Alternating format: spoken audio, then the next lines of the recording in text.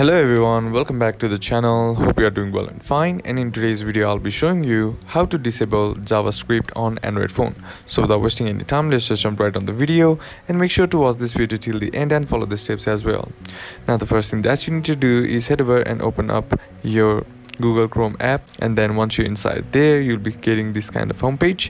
Now on the top right corner of the screen you'll be seeing the three dot icon. Simply tap on that, and once you tap on that, here you'll be getting a bunch of options. Now among them, scroll down and then tap on settings. Now once you're inside settings, here what you need to do is find the option that says site settings and then tap on it. And once you tap on it, here you'll be provided with a bunch of options, and among them you'll be seeing the option that says JavaScript. Right now tap on it.